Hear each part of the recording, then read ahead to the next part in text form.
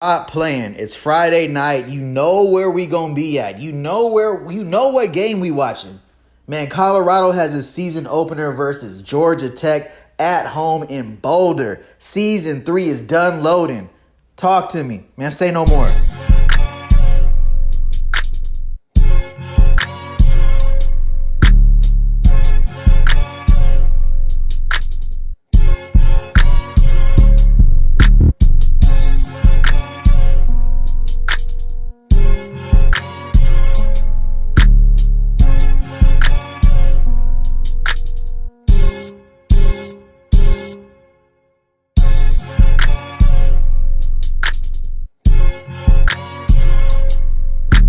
Do not forget to click that notification bell. Also, go ahead and subscribe to the channel. Let's get straight into it. The 2025-2026 season opener is officially here. Boulder is striped out.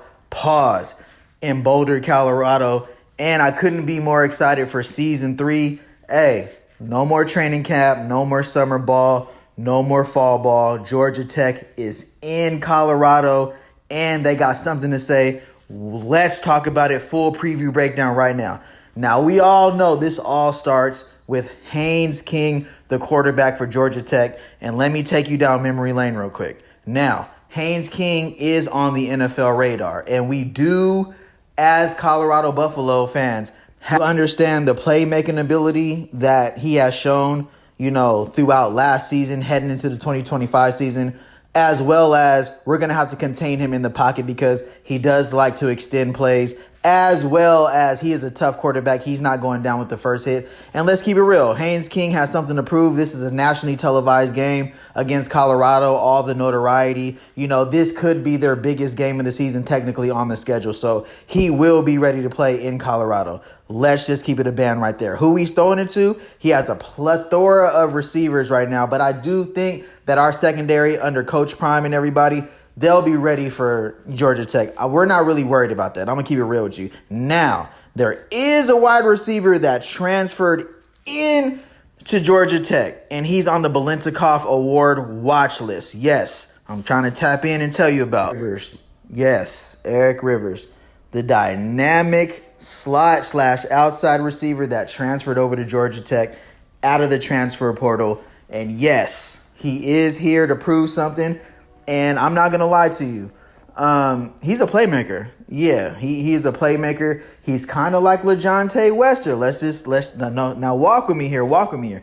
He transferred over from FIU the same way that LaJohntay Wester transferred to FAU to Colorado. He's very fast. He's very twitchy. He's very savvy. He's kind of Amon-Ra St. Brown-ish, So with this full Colorado breakdown, I do have to spotlight, who we're going to have to cover and game plan for, in this game. Of course, Georgia Tech is coming out to run the ball.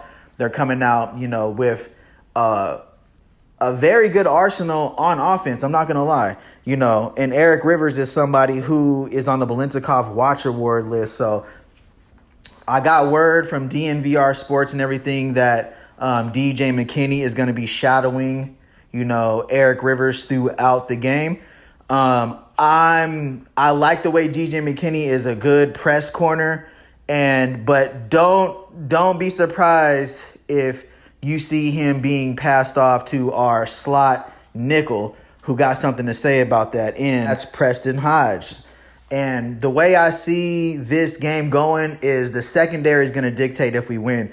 If we can take care of their playmakers and hold them. Now, I'm not going to say we're going to be able to completely stop Georgia Tech's playmakers, that are on the field, because they do have some dynamic playmakers, but we do as well on the defensive side, especially in the secondary, but we got to watch out for Malik Weatherford as well.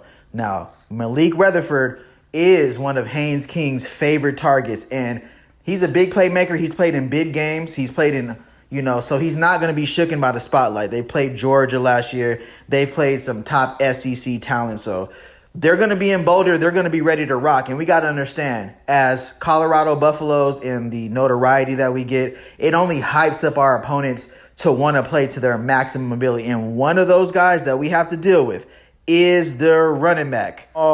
Big playmaker Haynes. He's very shifty. He's also on the NFL radar, but let's get back to the CU football. Let's get back to our roots here.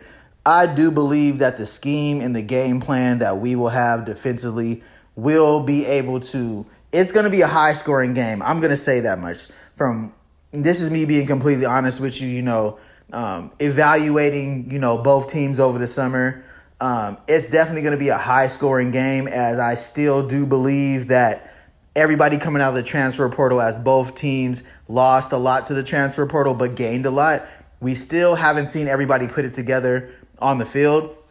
So during the first game, we do understand that a great offense will be able to put points on the board before a great defense is able to make stops and get off the field. So with that being said, Caden Sartzler has been named the starter for the Colorado Buffaloes. He brings a very different dynamic, this year with his read option and also, him being able to escape outside the pocket and be a mobile quarterback.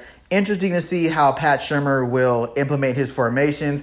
I definitely expect to see 10 to 15 to 20 different personnel teams, starting out tomorrow, especially utilizing the tight end. Colorado has a bunch of very talented tight ends that I do see them utilizing. It's going to be more of a pro offense tomorrow, and they're definitely going to, run the ball with that new revamped offensive line. It's going to be a battle of the trenches, but I do believe what Colorado was able to put together on the offensive line as well as the defensive line, we'll be able to compete with Georgia Tech tomorrow. And I think we're going to come out and surprise the nation as far as how talented this team really is. Not only the hype, because that doesn't get you anywhere in college football, especially in the Big 12, especially with a season opener like Georgia Tech. But I do see it being a very exciting game, points being put on the board, and both of these quarterbacks doing their thing. Like, comment, and subscribe. Click that notification bell. Say no